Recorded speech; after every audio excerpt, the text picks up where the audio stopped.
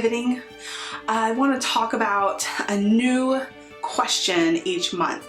Last month we talked about what does pivot mean? And this month I want to talk about what does pivot look like?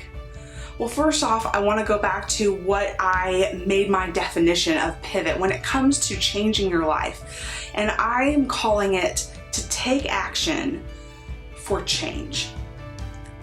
Now, in order for you to take action for change, you actually have to know what change you want to make.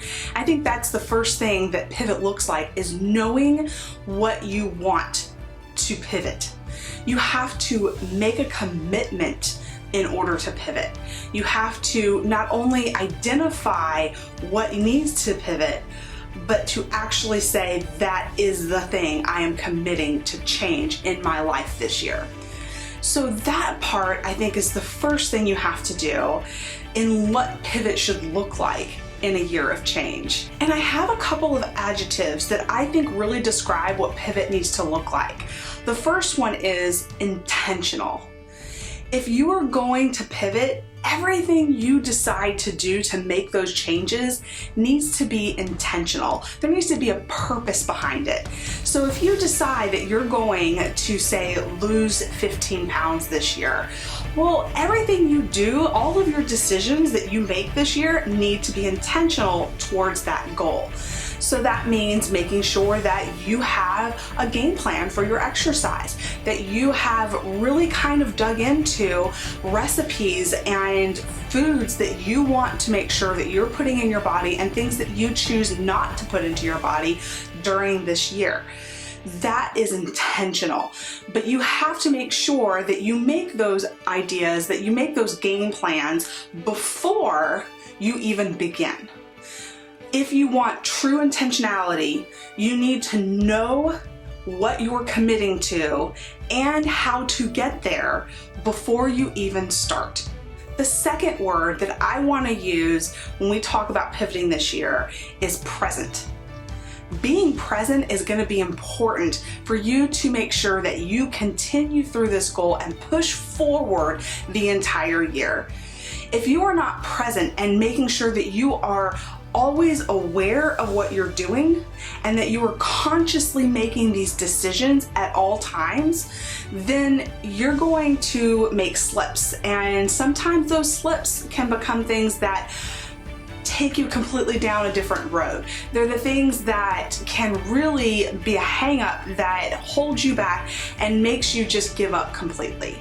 Now, it's okay to have a mistake here and there. That's fine. We're gonna do that. We're human, we make mistakes. But if you're present, you become aware of that mistake almost instantaneously. And when you know that you've made that mistake, you can stop right then and there and try to fix it. If you're not present in the moment, if you're not being conscious of the decisions that you're making, then you might continue to make those decisions and you're going to make that problem even a bigger one. And it's going to be harder for you to dig out from it. Maybe even hard enough that you just give up completely. So be present when you're making choices. Make sure that you pay attention to the choices you make and that you don't just make them haphazardly or out of habit, because that's what got you where you were at to begin with. Because you got comfortable with where you were and you continue to make those same choices. So being present is crucial to making sure that you are making yourself aware of when you make those decisions, to help you stop making those kinds of decisions and to change your course, to change your actions to make differences. One example for this, I think, is actually when we're talking about money. We get in a habit of spending money on things just because it's what we always do, it's what we've always had, and we get comfortable with it. That's what makes it harder to stop spending money on things that you don't necessarily need in order to really take that money to commit to paying off a debt. So if you're present and making sure that you're aware of what decisions you're making, then you're going to be less likely to just spend that extra $5 because it was something in the target dollar spot. You know, it's one of those things where it helps you to continually change that habit and form a new habit of making sure that you ask yourself, do I need this? Do I need to spend my money on this? Or can I take that money to pay off part of my debt?